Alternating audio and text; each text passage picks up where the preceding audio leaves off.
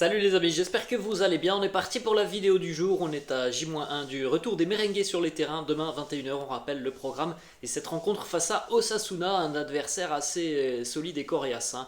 Le club de Pampelune, donc on va en parler dans quelques instants, notamment avec quelques déclats de l'entraîneur d'Osasuna. On démarre tout de même les amis comme d'habitude avec les deux unes des quotidiens madrilènes, Marca et AS. Marca qui fait sa une sur Luis Suarez, évidemment coéquipier de Fede Valverde en sélection uruguayenne. Et d'ailleurs on a une petite partie qui est consacrée à Fede Valverde sur la une du quotidien Marca, c'est en bas de Marca. Capitaine Valverde, il est vrai qu'à l'avenir, on en a déjà discuté d'ailleurs, hein, sur la chaîne, il est vrai qu'à l'avenir Fede Valverde fait partie des éléments qui pourraient devenir capitaine tout simplement du Real Madrid. Il en a les épaules. On enchaîne les amis cette fois-ci avec la une du quotidien AS. Alors la petite information qui concerne le Real Madrid, c'est une information sur le dossier Jude Bellingham, on va en parler dans quelques instants. On poursuit tout de même les amis donc sur ces unes avec notamment une déclaration de Luis Suarez, légende du football uruguayen. Il nous parle de Fede, il nous dit lorsque Fede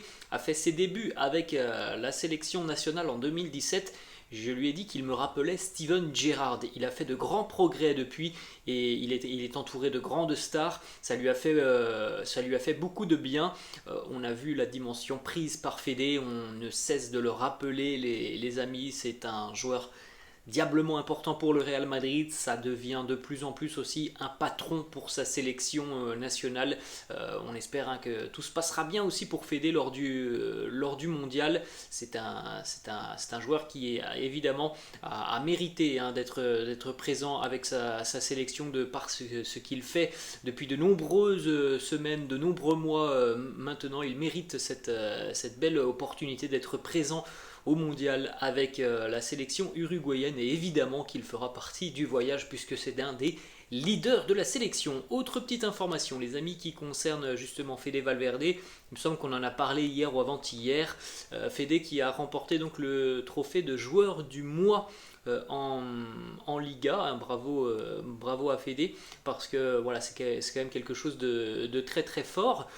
Il était notamment en concurrence avec Robert Lewandowski, donc c'est dire à quel point Fede a été incroyable sur ce mois qui vient de se terminer. D'ailleurs une petite déclat de Fede lorsque l'on lui a remis son trophée, il a fait quelques petites déclarations. Il a notamment parlé de la qualité des milieux de terrain du Real Madrid. Il nous dit les milieux de terrain de Madrid, eh bien chacun d'entre nous a des qualités unique et différente. Tony peut apporter du calme avec le ballon, Lucas a cette passe magique dont nous avons besoin, et moi aussi je peux apporter de l'énergie, de la vitesse, de la puissance. C'est vrai qu'il y a des profils différents du côté du milieu de terrain du Real Madrid et ce sont des profils qui peuvent apporter, comme le dit Fede Valverde, des choses différentes. Au cours d'un match, il a très bien résumé en gros ce que peuvent apporter les milieux de terrain du Real Madrid. On pourrait aussi parler de Tchouaméni dans son sens de l'équilibre, dans ses projections vers l'avant, dans la justesse technique aussi de Dani Ceballos. Donc voilà,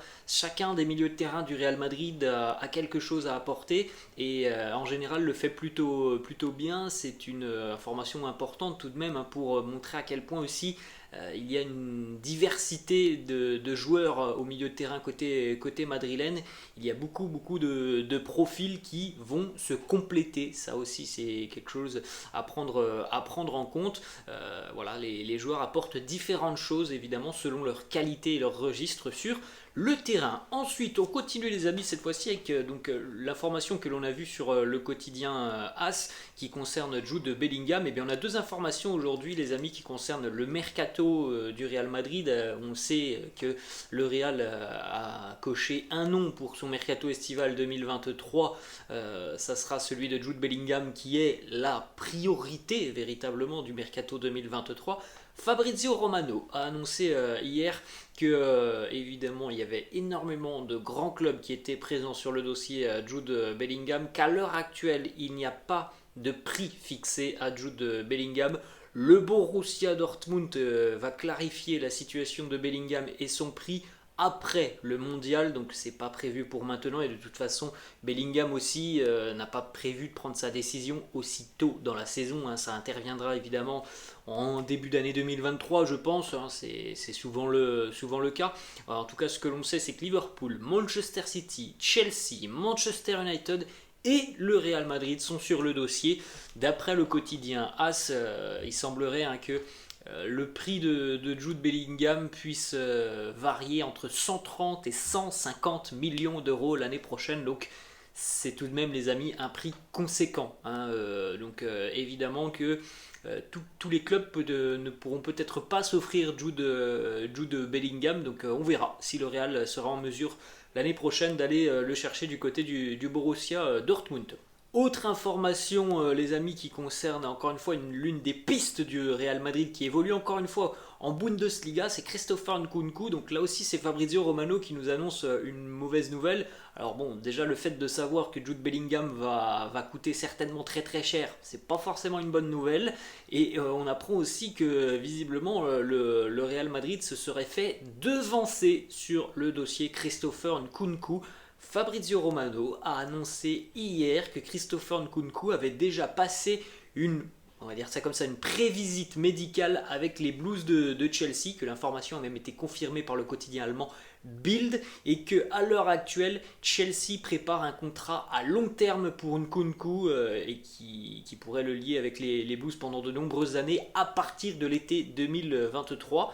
Fabrizio Romano précise qu'à l'heure actuelle ce n'est pas signé, donc il n'y a rien d'officiel, mais que Chelsea et le RB Leipzig sont actuellement en train de discuter autour d'une indemnité de transfert de 60 millions d'euros pour Christopher Nkunku. Et c'est tout de même une information importante parce qu'on sait que le Real suit le joueur, que le Real aurait peut-être même été intéressé sur le mercato hivernal, voire même l'été 2023. Il semblerait que voilà, la porte va se fermer pour le Real Madrid et que ce soit les Blues de Chelsea qui soient passés devant maintenant. Ensuite, on enchaîne, les amis, avec des informations qui concernent l'entraînement de la veille. Le Real Madrid s'est entraîné avec quasiment tout son effectif hier à 48 heures du match face à Osasuna. Comme on l'avait dit hier, les amis, Lucas Vazquez, que vous voyez sur cette image, était de retour sur le terrain ou les terrains d'entraînement, mais il s'est entraîné en marge du groupe. En tout cas, il a touché le ballon, donc on peut penser que Lucas Vazquez sera disponible la semaine prochaine. Et puis, on l'avait dit aussi, Luka Modric s'est entraîné à l'intérieur des installations. Modric ne jouera pas demain face à Osasuna et ne devrait pas jouer non plus en Ligue des Champions face au Shakhtar mercredi prochain. On continue, les amis, avec des déclarations cette fois-ci de l'entraîneur d'Osasuna. Osasuna qui fait un bon début de saison. C'est une équipe très solide, cette équipe d'Osasuna. 6 matchs, 4 victoires, 2 défaites, 7 buts inscrits, 5 buts encaissés. Voilà, c'est très très costaud, cette équipe d'Osasuna. C'est une équipe, voilà, qui se base sur un collectif assez fort, sur une organisation tactique assez intelligente. Équipe très difficile à manœuvrer, très difficile à bouger. Quelques déclats donc de Jacoba Arrasate qui nous dit: on a réussi à faire un match nul l'année passée au Bernabeu. Il a fallu bien travailler et surtout bien défendre, et il va falloir répéter ce que l'on avait fait et ne pas faire d'erreur, car face à ce type d'équipe vous en payez le prix. Il est vrai, les amis, que la saison passée Osasuna était venu prendre un point du côté du Bernabeu avec un style très défensif. On peut s'attendre, les amis, à avoir le même genre de match demain avec le Real qui devrait avoir beaucoup le ballon, et une équipe d'Osasuna qui devrait procéder en contre-attaque avec une organisation défensive très très bien regroupée. C'est un match qui va ressembler à ça. Ensuite, autre déclat de Jacoba Arrasate qui nous dit: le Real forme un bloc très solide. Compte tenu du fait que Benzema a été blessé, je pense que Vinicius et Rodrigo sont ceux qui devront bénéficier d'une attention toute particulière. On verra, les amis, la compo notamment du Real Madrid. Tout le monde est dangereux du côté de Madrid, et ça évidemment toutes les équipes le savent. Dernier déclat de Jacoba Arrasate qui nous dit: le Real a beaucoup d'internationaux, mais ils sont habitués à jouer tous les 3 jours. Ils gagnent tout, et maintenant qu'ils sentent aussi que le Classico face au Barça approche, ils vont tout donner, et il est évident que ce ne sera pas un avantage pour nous. Est-ce que le Classico est déjà dans la tête des Madrilènes? Je ne sais pas, je ne l'espère pas, parce que voilà, il faut aussi respecter les adversaires qui vont se présenter face au Real avant ce Classico. Classico, hein. Il y a quand même 4 matchs avant le Classico, donc voilà, on n'est pas encore en train de penser au Classico face au Barça, et il y a des points à prendre, hein, en Liga et aussi en Ligue des Champions, donc il est évident que voilà, c'est un match important demain dans la préparation donc, de ce mois et demi qui va être très intense. Mais voilà, je ne suis pas sûr qu'on soit encore sur le Classico, hein, côté merengue. Ensuite, petite information les amis pour terminer cette vidéo. Regardez les 9 joueurs avec plus de 100 buts et 100 passes décisives sur la dernière décennie. Il n'y en a pas beaucoup, hein, les amis, il n'y en a que 9. Karim Benzema en fait partie, accompagné de Léo Messi, Cristiano, Luis Suarez, Neymar, Thomas Müller, Kevin De Bruyne, André Di Maria et Dimitri Payet. Voilà les amis, la fin de cette vidéo, j'espère que ça vous a plu. N'hésitez pas, comme d'habitude, à lâcher un petit pouce bleu, n'hésitez pas non plus à vous abonner à la chaîne. Je vous laisse et je vous dis à la prochaine. Ciao.